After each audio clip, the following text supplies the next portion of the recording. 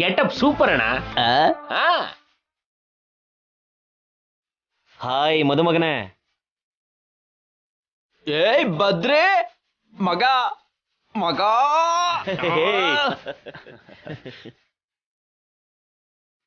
Low ಮಗ, ನಿನಗ್ Dubai ಎಣ್ಣೆ ಒಳ್ಳೆ ಸೆಟ್ ಆಗಿದೆ ಕಣೋ, ತುಂಬಾ ಚೆನ್ನಾಗಿ ಕಾಣಿಸ್ತಾ ಇದೆಯಾ. ನೀನು ಕೂಡ ಸಿನಿಮಾ ಹೀರೋ ತರ ಬದಲಾಗಿದ್ಯಾ, ಫುಲ್ ಗೆಟಪ್ ಚೇಂಜ್ ಆಗ್ಬಿಟ್ಟಿದ್ಯಲ್ಲೋ. ಇವಾಗ ನಾನು ನಾಗಯ್ಯ ಸರೋಜನ್ ಮಗ ಕಿಟ್ಟು ಅಲ್ಲ ಕಣ, ವೇದವತಿ ಪ್ರಸಾದ್ ರಾವ್ ಅವರ ಮಗ ಕೃಷ್ಣ ಅಂತ. ಬಗ್ಗದೇ ಇಲ್ಲ. ಬಾ ಮಗ, ಅಷ್ಟಕ್ಕೂ ದುಬೈಯಿಂದ ನನಗೆ ಏನ್ ತಂದೆ? ಏನ್ ಬಾವಾ? ಜವಾಬ್ದಾರಿ ಒಪ್ಸಿದ್ದಾರೆ ಅಂತ ಎಲ್ಲನೂ ತಲೆ ಮೇಲೆ ಹಾಕೊಂಡು ಮಾಡಬೇಡ. ಇಷ್ಟ ಇದ್ರು ಇಲ್ದೆ ಹೋದ್ರು ಮಾಡ್ಬೇಕಲ್ವಾ? ಅಮ್ಮ ಅಪ್ಪ ಎಲ್ಲರ ಮುಂದೆ ನಿನ್ನ ಹೊಗಳಿ ನಿನ್ನನ್ನು ಅಟ್ಟದ ಮೇಲೆ ಏರಿಸಿ ನಿನಗೆ ರೆಸ್ಟ್ ಇಲ್ದೇನೆ ಕೆಲಸ ಮಾಡಿಸ್ತಿದ್ದಾರೆ.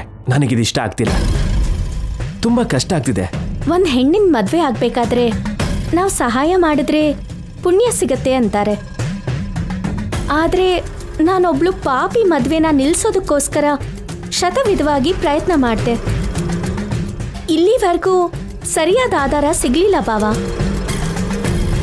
ನಾನ್ ಬಯಸಿದ ಹಾಗೆ ನಡೆಯಲ್ಲ ಅಂತ ಗೊತ್ತಾದ್ಮೇಲೆ ಕಡೆ ಪಕ್ಷ ಅತ್ತೆ ಮಾವಂಗ್ ಕೊಟ್ಟಿರೋ ಮಾತನ್ನ ಉಳಿಸ್ಕೊಳ್ಳೋದಕ್ಕೋಸ್ಕರನಾದ್ರೂ ನನಗ್ ಕೊಟ್ಟಿರೋ ಜವಾಬ್ದಾರಿನ ನಾನು ಸರಿಯಾಗಿ ನಿರ್ವಹಿಸ್ಬೇಕಲ್ವಾ ಬಾವ?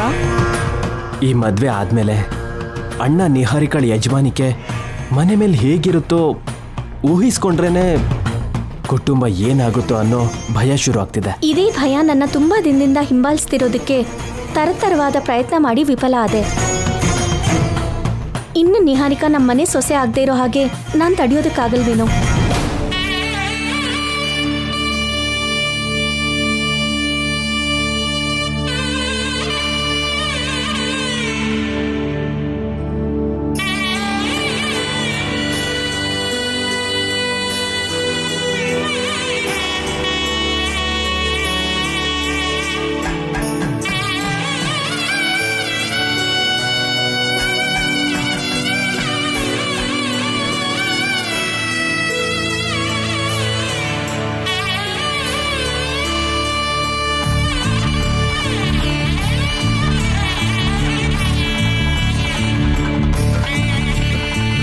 ಕಟ್ಬೇಕಾಗಿರೋ ಹರಕೆನೆಲ್ಲ ಕಟ್ಕೊಂಡೆ, ಬೇಡಬೇಕಾಗಿರೋ ಎಲ್ಲ ಥರನೂ ಬೇಡ್ಕೊಂಡೆ.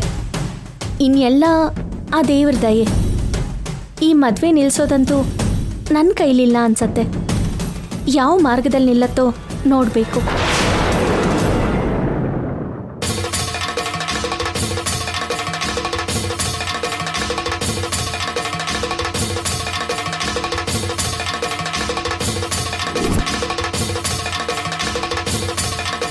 ಓಂ ನಮಃ ಶಿವಾಯ, ಓಂ ನಮಃ ಶಿವಾಯ, ಓಂ ನಮಃ ಶಿವಾಯ,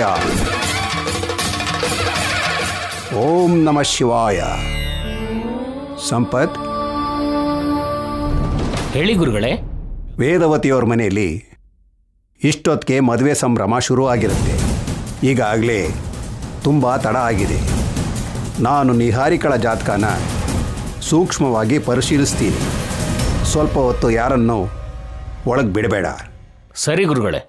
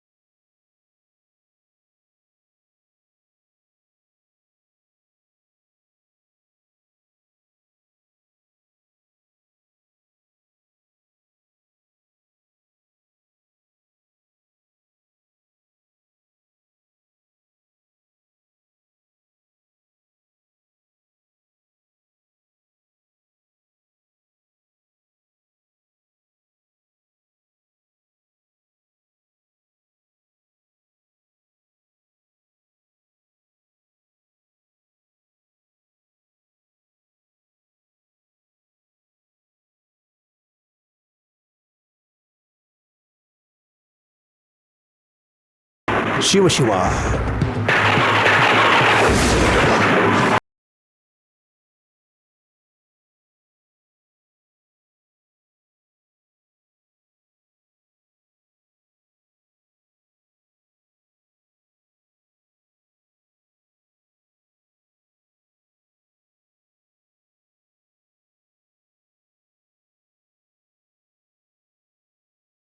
ಇದನ್ನು ನಾನು ಊಹಿಸಿರಲಿಲ್ಲ. ಏನ್ ಸ್ವಾಮಿ ಈ ಪರೀಕ್ಷೆ? 10 ಊರಿನ ಕ್ಷೇಮ ಬೇಡೋ ವೇದವತಿ ಮನೆಯಲ್ಲಿ ಇಷ್ಟು ದೊಡ್ಡ ಸಮಸ್ಯೆನಾ? ಈ ವಿಷಯನ ತಕ್ಷಣ ಆ ಕುಟುಂಬಕ್ಕೆ ತಿಳಿಸ್ಬೇಕು. ಎಲ್ಲರೂ ಸಂತೋಷದಲ್ಲಿರ್ತಾರೆ. ಫೋನ್ನಲ್ಲಿ ಹೇಳೋದಕ್ಕಿಂತ ವಿವರವಾಗಿ ಸಂದೇಶನ ಕಳಿಸ್ಬೇಕು.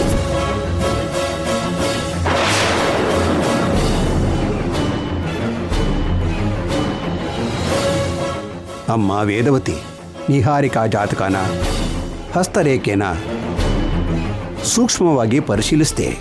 ಮೊದಲನೇ ಸರಿ ನೀವು ನನ್ನ ಹತ್ರ ತಂದಿದ್ದ ಜಾತಕಕ್ಕೂ ಈಗಿನ ಹಸ್ತರೇಖೆಗೂ ಯಾವುದೇ ಹೊಂದಾಣಿಕೆ ಇಲ್ಲ. ಹುಟ್ಟಿದ ತಾರೀಕು, ಹುಟ್ಟಿದ ಸಮಯ, ನಕ್ಷತ್ರ, ಪಾದ, ಲಗ್ನ, ವಾರ, ಮಾಸ, ರಾಶಿ ಎಲ್ಲ ವಿರುದ್ಧವಾಗಿದೆ.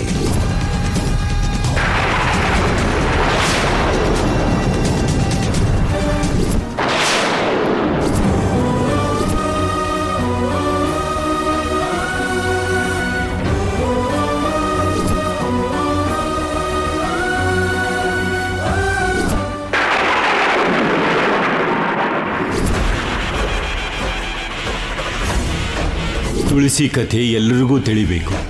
ಅಮ್ಮ ಅವರು ಸಿಕ್ಕಿರೋ ಜಾಗದಲ್ಲಿ ದೇವಾಲಯ ಆಗಬೇಕು. ಸತ್ತು ಹೋಗಿರೋ ತುಳಸಿಯದು ಭರಣಿ ನಕ್ಷತ್ರ, 4ನೇ ಪಾದ, ಮೇಷರಾಶಿ, ಕಾರ್ತಿಕ ಮಾಸ, ಶುಕ್ರವಾರದ ದಿನ ಬ್ರಾಹ್ಮಿ ಮುಹೂರ್ತದಲ್ಲಿ ಹುಟ್ಟಿದ್ದು. ತುಳಸಿ ಅಂತ ಜಾತಕ ಇರೋ ಹುಡುಗಿ ನಿಮ್ಮ ಮನೆಗೆ ಸೊಸೆಯಾಗಿ ಬಂದು ಅಮ್ಮನವರಿಗೆ ಪೂಜೆ ಮಾಡಬೇಕು, ನೈವೇದ್ಯ ಸಮರ್ಪಿಸಬೇಕು. ಆಗ ಅನ್ನಪೂರ್ಣ ಮಾತೆ ಕಟಾಕ್ಷದಿಂದ ಈ ಊರು ಸಮೃದ್ಧವಾಗುತ್ತೆ.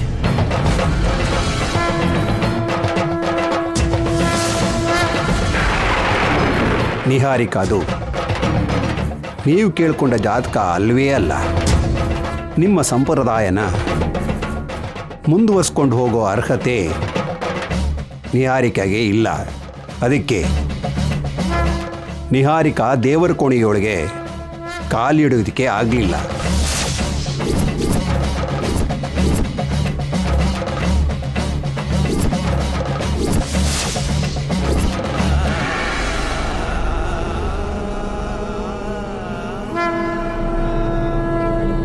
ನಿಮ್ಮ ಜಾತಕದ ಜೊತೆ ಸಮಾನವಾಗಿ ಇಲ್ದಿರೋ ನಿಹಾರಿಕಾ ನಿಮ್ಮ ಮನೆ ಸೊಸೆಯಾಗಿ ಯಾವ ರೀತಿಯಲ್ಲೂ ಸರಿ ಹೋಗಲ್ಲ. ನೀವು ಈ ಮದುವೆನ ನಿಲ್ಲಿಸೋದು ಎಲ್ಲ ರೀತಿಯಲ್ಲೂ ಶ್ರೇಯಸ್ಕರ. ಈ ಮದುವೆ ನಡೀತು ಅಂದರೆ ನಿಮ್ಮಂಥ ಜಾತಕ ಹೊಂದಿರೋ ಸೊಸೆನ ತಂದುಕೊಳ್ಳೋ ಅವಕಾಶ ನಿಮಗಿನ್ನು ಇರೋದಿಲ್ಲ. ಸರ್ವೇ ಜನ ಸುಖಿನೋ ಭವಂತು.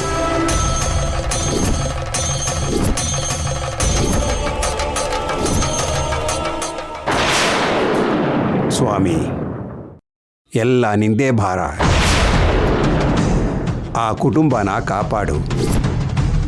ಸಂಪತ್, ಹೇಳಿ ಗುರುಗಳೇ. ನೀನು ತಕ್ಷಣ ಹೊರಟು ವೇದವತಿಯವರಿಗೆ ಈ ಕವರ್ನ ಕೊಟ್ಟು ಬಾ. ನಾನೇ ಹೊರಡೋಣ ಅಂದ್ಕೊಂಡೆ, ಆದರೆ ನನಗೋಸ್ಕರ 1 ವಾರದಿಂದ ಮುಖ್ಯವಾದವರೆಲ್ಲ ಕಾಯ್ತಾ ಇರೋದಕ್ಕೆ ನಾನು ಹೋಗೋಕ್ಕಾಗಲ್ಲ. ಸರಿನಾ? ಸರಿ ಗುರುಗಳೇ. ತಡ ಮಾಡಬೇಡ, ಬೇಗ ಹೊರಡು. ಆಯ್ತು.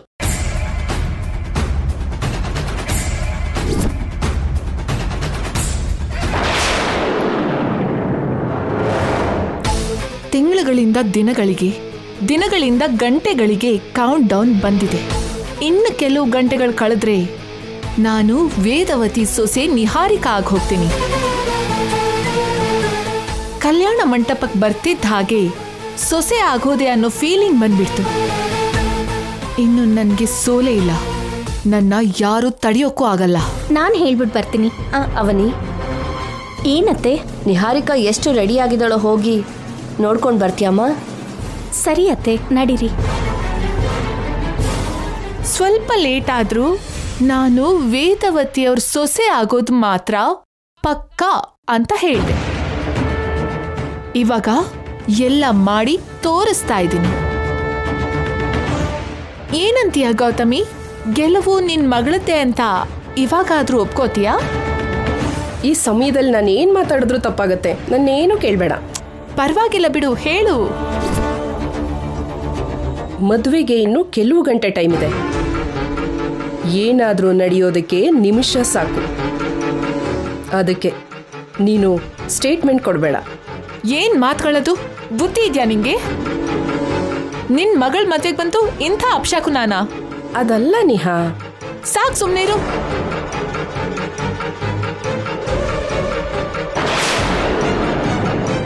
ನೀನಂತೂ ತುಂಬಾ ಕಾನ್ಫಿಡೆಂಟ್ ಆಗಿದೆಯಾ, ಆದ್ರೆ ನನ್ನ ಹೃದಯ ಅಂತೂ ನಿಮಿಷಕ್ಕೆ 150 ಸಲ ಹೊಡ್ಕೊಳ್ತಿದೆ.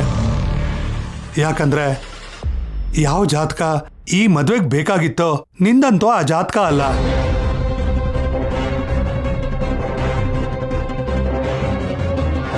ಇಷ್ಟು ಕಾಲ ನಿನ್ ಜಾತಕ ಬಯಲಾಗ್ದಿರೋ ಹಾಗೆ ಕವರ್ ಮಾಡ್ತಾ ಬಂದಿದ್ವಿ. ಆದ್ರೆ ಇವತ್ತು ಆ ಸ್ವಾಮೀಜಿ ನಿನ್ ಜಾತಕದ ಬಗ್ಗೆ ಹೇಳ್ತಿದ್ದೀನಿ ಅಂದಿದ್ದಾನೆ.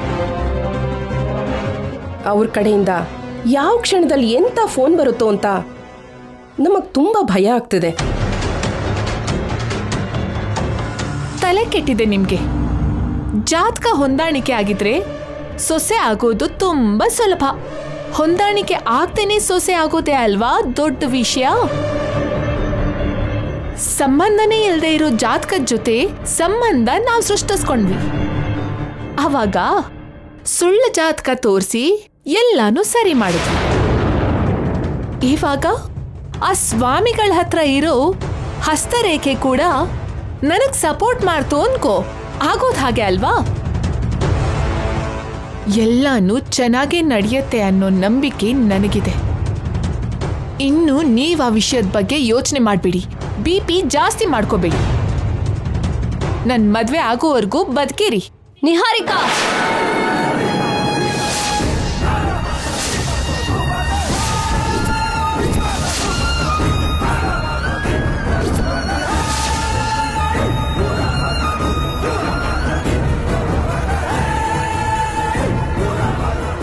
ಆಗೋಯ್ತು, ಎಲ್ಲ ಆಗೋಯ್ತು. ನನ್ ಕೈಯಾರೆ ಎಲ್ಲ ಸರ್ವನಾಶ ಮಾಡ್ಕೊಂಡೆ. ವೇದವತಿ ಎಲ್ಲ ಕೇಳಿಸ್ಕೊಂಡ್ಲು. ಇನ್ನು ಈ ಮದುವೆ ನಡೆಯಲ್ಲ. ನಿಹಾರಿಕಾ ಅಹಂಕಾರನೇ ಇಷ್ಟು ದೂರ ತಗೊಂಡು ಬಂದಿದೆ.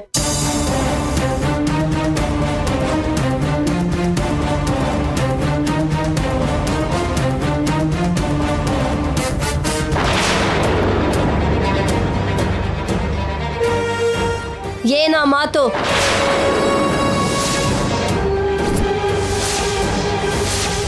ಮದ್ವೆ ಆಗೋವರೆಗೂ ಬದುಕಿರಿ ಅಂತ ತಂದೆ ತಾಯಿಗೆ ಹೇಳೋದು ತಪ್ಪಲ್ವಾ?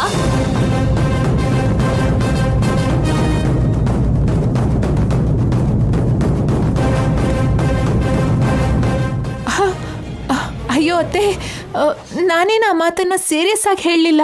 ಏನೋ ತಮಾಷೆಗೆ ಹೇಳ್ದೆ ಅಷ್ಟೇ. ಹೌದು ಬಿಗ್ರೆ, ಏನೋ ತಮಾಷೆಗೆ ಹೇಳಿದ್ಲು. ಹೌದೌದೌದೌದು. ತಮಾಷೆ ಕೂಡ ಹಾಗೆ ಮಾತಾಡಬಾರ್ದು. ಸರಿ ಅತ್ತೆ. ಯಾಕೆ ಟೆನ್ಷನ್ನಲ್ಲಿದ್ದೀರಾ? ಅದು ಅತ್ತೆ ಕಿರ್ಚಿದಕ್ಕೆ ಭಯ ಆಗೋಯ್ತು ಅವನಿ. ಅಲಂಕಾರ ಎಲ್ಲಿವರೆಗೂ ಬಂತು ಅಂತ ನೋಡ್ಕೊಂಡು ಹೋಗೋದಕ್ಕೆ ಬಂದ್ವಿ. ನೋಡಮ್ಮ, ಇಲ್ಲಿ ನಿನಗೆ ಯಾವುದೇ ಏರ್ಪಾಡು ಬೇಕು ಅಂದ್ರು ಅವನಿನ್ನೇ ನೋಡ್ಕೋತಾಳೆ. ಏನು ಬೇಕು ಅಂದ್ರು ಅವನಿನ್ನೇ ಕೇಳು, ಸರಿನಾ? ನಮ್ಮ ಕಡೆ ಸಂಬಂಧಿಕರನ್ನ ಸ್ವಲ್ಪ ಹತ್ರ ಇದ್ದು ನೋಡ್ಕೋ ಅವನಿ. ಖಂಡಿತವಾಗ್ಲು. ಮರ್ಯಾದೆಲಿ ಲೋಪ ಆಗ್ಬಾರ್ದು. ಅಯ್ಯೋ ತಪ್ಪೇನೆ. ನಮ್ಮ ಕುಟುಂಬಕ್ಕೆ ಜಾತಕ ಹೊಂದಾಣಿಕೆ ಆಗಿರೋ ಸೊಸೆ ಬರ್ತಿದ್ದಾಳಲ್ವಾ, ನೋಡ್ಕೊಳ್ಳಿಲ್ಲ ಅಂದ್ರೆ ಹೇಗೆ? ನೀನು ಇಲ್ಲೇ ಇದ್ದು ನೋಡ್ಕೋ ಅವನಿ.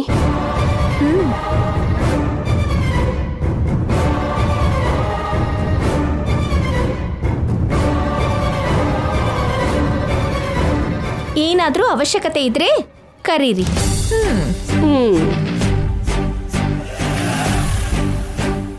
ಅಮ್ಮಯ್ಯ, ಪ್ರಾಣನೇ ಹೋದಾಗಾಯ್ತು.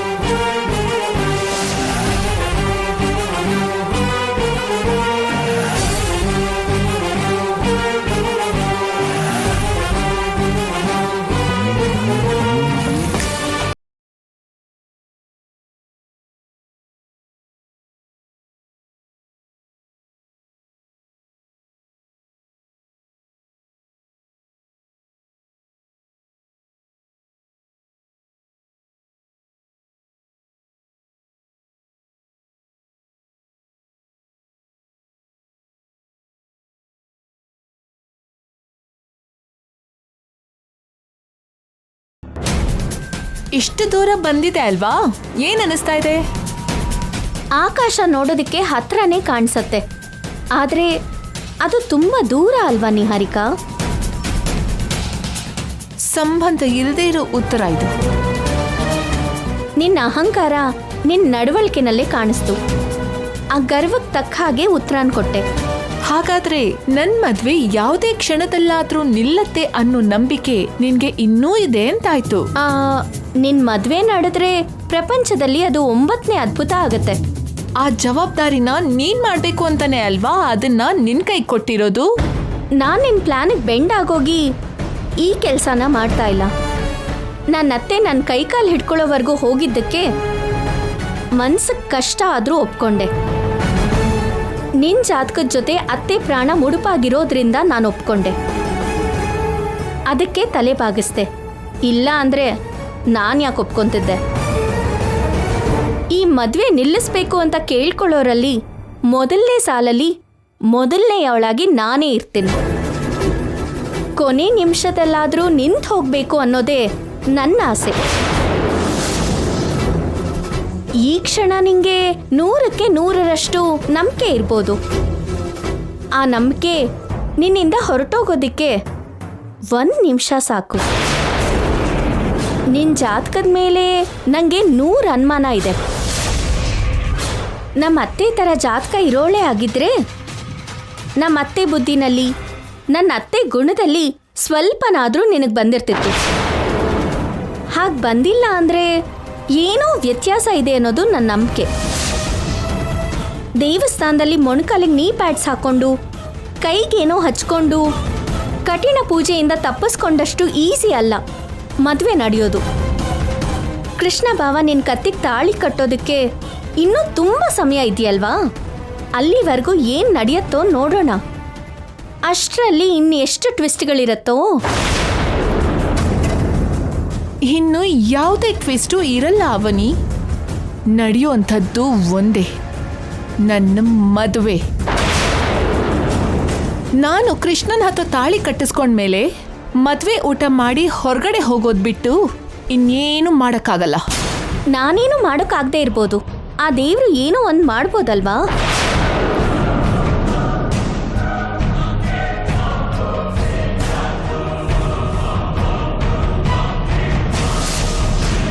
ಯಾವ ಕಣ್ಣಿಂದ ಬೇಕಿದ್ರೂ ನೀನ್ ತಪ್ಪಿಸ್ಕೋಬೋದೇನೋ, ಆದ್ರೆ ತ್ರಿನೇತ್ರನಿಂದ ತಪ್ಪಿಸ್ಕೊಳ್ಳೋದಕ್ಕಾಗಲ್ಲ.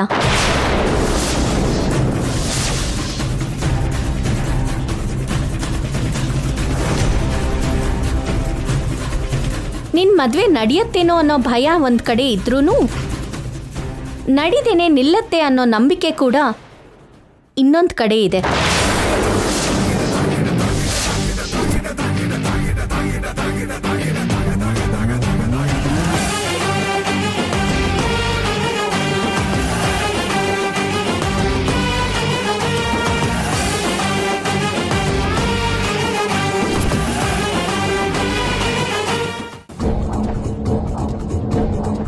ಆ ಸ್ವಾಮೀಜಿ ಫೋನ್ ಮಾಡಿದ್ರೆ ಇಷ್ಟೊತ್ತಿಗಾಗಲೇ ಮಾಡಬೇಕಿತ್ತು.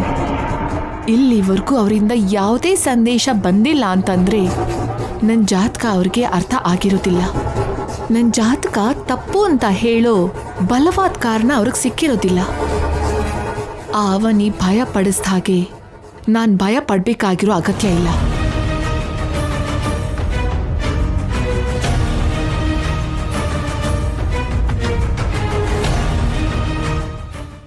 ನಿನ್ನ ಲೈಫ್ ಈ ಥರ ಟರ್ನ್ ಆಗುತ್ತೆ ಅಂತ ನಾನು ನಿಜವಾಗ್ಲೂ ಅನ್ಕೊಂಡಿರ್ಲಿಲ್ಲ ಕಣೋ. ನೀನ್ ಬಿಡು ಮಗ, ನಾನೇ ಅನ್ಕೊಂಡಿರ್ಲಿಲ್ಲ. ವಟಾರದಲ್ಲಿ ಬ್ಯಾಡ್ ಬಾಯ್ ಆಗಿರ್ತೀನೋ ಅನ್ಕೊಂಡಿದ್ದೆ. ಆದ್ರೆ ಈ ಮನೆಗೆ ರಿಚ್ ಕಿಡ್ ಆಗ್ಬಿಟ್ಟೆ. ಅದೃಷ್ಟ ಬರೋವಾಗ ಅದನ್ನ ಯಾರು ತಡೆಯೋಕ್ಕಾಗಲ್ಲ ಅಂತ ದೊಡ್ಡವ್ರು ಹೇಳ್ತಾರಲ್ಲ, ಅದೇ ನಿಜ ಆಗಿದೆ ಕಣೋ. ನನ್ನ ಅದೃಷ್ಟಕ್ಕೆ ಇವತ್ತೊಂದು ಸ್ವಲ್ಪ ಗಂಡಾಂತರ ಇದೆ ಕಣೋ. ಏನೋ ಅದು? ಈ ಮದುವೆ ನಡಿಬಾರ್ದು ಅಂತ ಸ್ವಲ್ಪ ದುಷ್ಟ ಶಕ್ತಿಗಳು ತುಂಬ ಪ್ರಯತ್ನ ಪಡ್ತಿದ್ದಾವೆ. ಆ ಶಕ್ತಿಗಳು ಯಾವಾಗ ಯಾವ ರೂಪದಲ್ಲಿ ಬರುತ್ತೆ ಅಂತ ಸ್ವಲ್ಪ ಭಯ ಆಗ್ತಿದೆ ಕಣೋ.